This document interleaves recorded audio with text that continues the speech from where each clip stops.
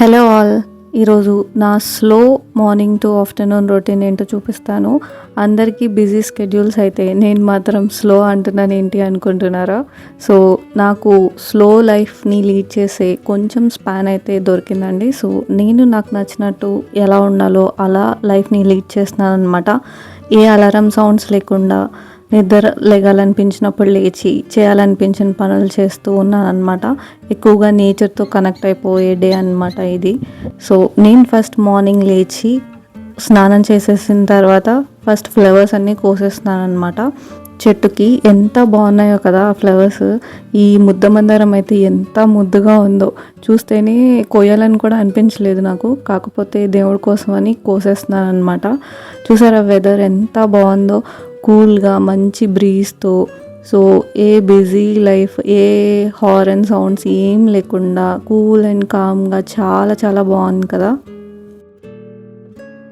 Almost ఇలాంటి స్కెడ్యూల్స్ని, ఇలాంటి type of లైఫ్స్ని మనమైతే మర్చిపోతున్నాం కూడా. మార్నింగ్ అలారం సౌండ్స్తో లెగడం అండ్ నైట్ రేపు పొద్దునే త్వరగా లెగాలన్న థాట్తో పడుకోవడం, అంతే తప్ప పీస్ఫుల్గా ఇంకా రేపు ఏంటి అన్న ఆలోచన లేకుండా పడుకొని చాలా డేస్ అయిపోయి ఉంటుంది. మేబీ చైల్డ్హుడ్లో అలా చేసి ఉంటాం. ఫస్ట్ స్కూల్స్, తర్వాత కాలేజెస్, తర్వాత జాబ్స్ అనుకుంటూ ఈ బిజీ లైఫ్లో మంచి స్లో టైం మనకి దొరికితే ఎంత బాగుంటుందో కదా. అది ఎక్కువగా విలేజెస్లోనే దొరుకుతుంది. సో దట్టు విలేజెస్ కూడా ఇప్పుడు చాలా వరకు చేంజ్ అయిపోయాయి. కాకపోతే మనం కావాలి అనుకుంటే మనం అలాంటి లైఫ్ని అయితే లీడ్ చేయొచ్చు.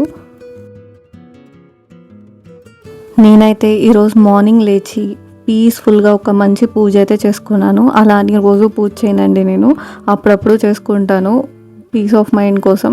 సో అలా పూజ చేసిన రోజు మాత్రం డే అంతా మంచి పాజిటివ్ వైబ్స్ వస్తూ ఉంటాయి కదా. సో అందుకోసమని చేసుకున్నాను. ఈరోజు వెదర్ అయితే చాలా చాలా కూల్గా మంచి గాలితో ఉందన్నమాట. సో నేను అందుకే హెయిర్ డ్రై చేసుకోవడానికి కూడా బయటకే వచ్చేసాను, న్యాచురల్ ఎయిర్తో డ్రై అయిపోతుందని.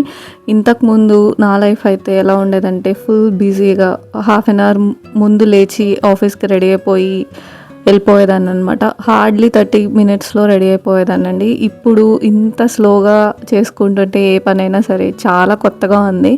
బట్ ఇన్ని రోజులు ఏం మిస్ అయ్యామో కూడా అర్థమవుతుందన్నమాట. సో ఇలాంటి లైఫ్ అనేది అయితే ఎప్పటికీ రాదండి. అంటే రాదని కాదు, వచ్చినా సరే చాలా తక్కువ స్పానే ఉంటుంది. సో ఉన్న టైంని మాత్రం మంచిగా ఎంజాయ్ చేసుకోవాలి. మళ్ళీ బిజీ స్కెడ్యూల్స్లోకి వెళ్ళిపోతాం కదా.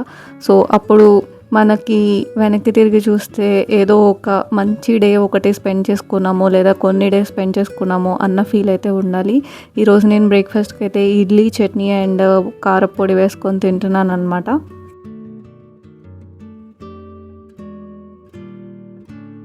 ఆఫీస్కి వెళ్తే తినడానికి కూడా మనం ఒక టైం టేబుల్ షెడ్యూల్ చేసుకోవాలి. అది కూడా చాలా ఫాస్ట్గా పీస్ ఆఫ్ మైండ్తో అసలు ఏం తింటున్నాం ఏంటి అనేది కూడా చూసుకోకుండా తినేస్తూ ఉంటాం కదా. ఇదైతే మా ఇంట్లో గార్డెన్ అనమాట, వెజిటబుల్ గార్డెన్. సో మేము మ్యాక్స్ మా ఇంట్లోకి కావాల్సిన వెజిటబుల్స్ అన్నిటినీ ఇంట్లోనే పండించేసుకుంటూ ఉంటాము. సో లంచ్లోకి ఈరోజు నేను దొండకాయ ఫ్రై చేద్దాం అనుకున్నాను. సో అందుకే దొండకాయలను కట్ చేసుకోవడానికి వచ్చేసాను అనమాట. మీరు ఇక్కడ అబ్జర్వ్ చేస్తే కింద ఉన్నది సొరకాయ తీగ, ఇక్కడ రైట్లో ఉన్నదైతే గోంగూర అనమాట. సో నేను కట్ చేస్తుంది దొండ తీగ. సో అలా మా ఇంట్లో చాలా వెజిటబుల్సే ఉంటాయి. కావాలంటే చెప్పండి, నేను ఒకసారి గార్డెన్ టూర్ మొత్తం కూడా చేస్తాను, ఏమేమి వెజిటబుల్స్ ఉన్నాయి ఎలా ఉన్నాయి అని చెప్పేసి.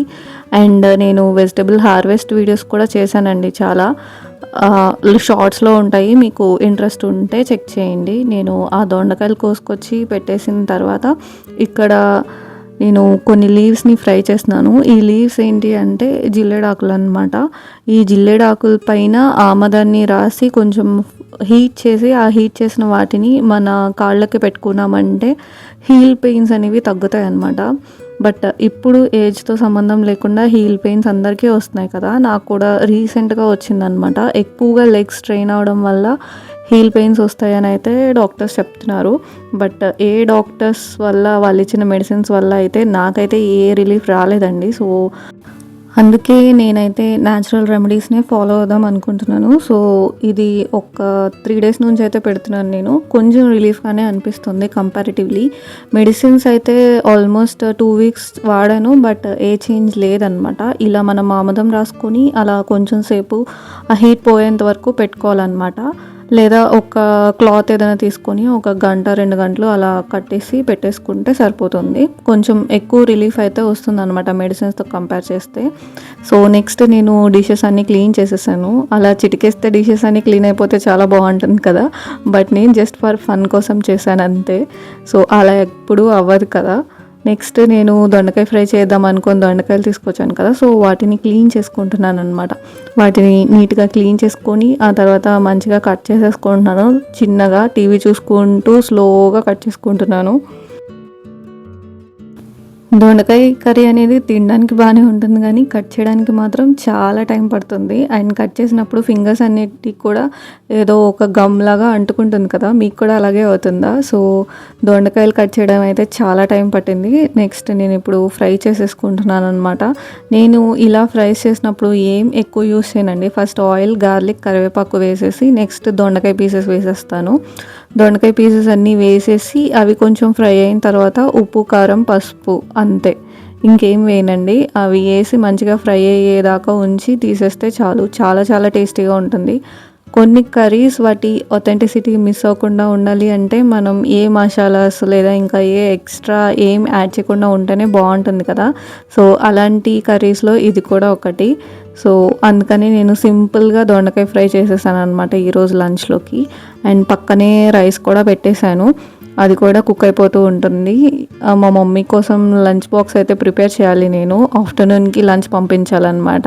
సో, అందుకని నేను ఒక కర్రీ అండ్ రైస్ పెట్టేశాను. ఈ 2 అయిపోయాయి. నెక్స్ట్ బాక్స్ పెట్టేసి పంపించేస్తాననమాట.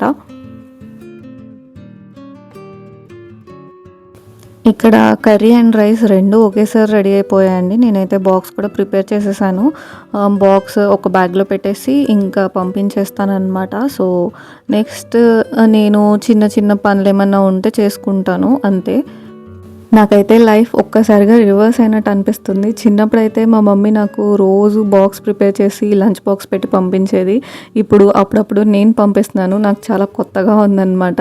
ఇప్పుడు నేను మిగిలిన వెజిటబుల్ వేస్ట్‌ని నేను ఇలా రోజ్ ప్లాంట్స్‌కి వేసాననమాట. మంచి ఫ్లవరింగ్ వస్తదండి మనం వెజిటబుల్ వేస్ట్ ఏస్తే. నెక్స్ట్ ఏం చేస్తున్నాను అంటే డ్రై అయిపోయిన రోజ్ పెటల్స్ అన్నిటిని కలెక్ట్ చేసుకుంటున్నాను. వీటితో మనం ఫేస్ ప్యాక్ అనేది ప్రిపేర్ చేసుకోవచ్చు అనమాట. ఫేస్ ప్యాక్ ఎలా ప్రిపేర్ చేసుకోవాలి, ఎలా యూస్ చేయాలి అని మీకు ఏదైనా డౌట్స్ ఉంటే నాకు చెప్పండి. నేనైతే ఈ వీడియోలో ఏం పోస్ట్ చేయట్లేదు. జస్ట్ కలెక్ట్ చేసుకుంటున్నాను అంతే రోజ్ పెటల్స్‌ని. మీకు ఇంట్రెస్ట్ ఉంటే మాత్రం చెప్పండి, నేను చెప్తాను. లేదా ఇక్కడే జస్ట్ నరేట్ చేస్తాను. ఫస్ట్ వీటిని తీసుకుంటాం కదా, మొత్తం మంచిగా పౌడర్ చేసుకొని న్యాచురల్ రోజ్ పౌడర్ అనేది వస్తుందన్నమాట. దాంట్లో మిల్క్ అండ్ హనీ యాడ్ చేసుకొని ఫేస్కి అప్లై చేసేసుకోవడమే. ఇలా అప్లై చేసుకోవడం వల్ల ఫేస్ అనేది ఇన్స్టెంట్ గ్లో అయితే వస్తుందండి. ఇవి న్యాచురల్ రోజ్ పెటల్స్ కాబట్టి ఇంకా మంచి రిజల్ట్స్ అయితే వస్తాయి. నెక్స్ట్ నేను ఇక్కడ బ్రింగ్రాజ్ అంటారు కదా, తెలుగులో గుంటగరడాకు అంటారు, దాన్ని తీస్తున్నాను అనమాట. లీవ్స్ సపరేట్ చేస్తున్నాను, క్లీన్ చేసుకుంటున్నాను మొత్తం. ఇది క్లీన్ చేసుకొని మనం పేస్ట్ చేసుకొని హెయిర్కి పెట్టుకోవచ్చు, లేదా డ్రై చేసుకొని పౌడర్ లాగా చేసుకొని దాన్ని కూడా హెయిర్కి పెట్టుకోవచ్చు అనమాట. హెయిర్ గ్రోత్కి అండ్ హెయిర్ బ్లాక్ అవ్వడానికి, డాండ్రఫ్ ప్రాబ్లమ్స్ ఇవన్నీ పోతాయి అనమాట ఇది యూస్ చేస్తే. నార్మల్గా చాలామంది హెయిర్ ఆయిల్స్ ప్రిపేర్ చేసుకోవడానికి కూడా దీన్ని యూస్ చేస్తారు. మేము కూడా యూస్ చేస్తాం హెయిర్ ఆయిల్స్ ఇలా బ్రింగ్రాజ్ చేసి. కాకపోతే ఇప్పుడైతే నేను హెయిర్ ప్యాక్ కోసం ప్రిపేర్ చేసుకుంటున్నాను అనమాట. ఈవినింగ్ హెయిర్ ప్యాక్ పెట్టుకుందాం అనుకున్నాను. సో, అందుకని బ్రింగ్రాజ్ అండ్ ఫేస్ ప్యాక్ కోసం న్యాచురల్ రోజ్ పెటల్స్ కలెక్ట్ చేసి పెట్టుకున్నాను అనమాట. ఇప్పుడు ఇంకా నేను లంచ్ చేయాల్సిన టైం అయితే వచ్చేసింది. రైస్, దొండకాయ ఫ్రై అండ్ మునగాకు కారపొడి. ఈ సీజన్లో ఎక్కువగా కోల్డ్, కాఫ్ అండ్ ఫీవర్ వచ్చే ఛాన్సెస్ ఉంటాయి కదండి. సో, అందుకని ఇమ్యూనిటీ బూస్టింగ్ కోసం మునగాకు కారపొడి ఎక్కువగా తింటూ ఉంటాను నేనైతే ఈ మంత్లో.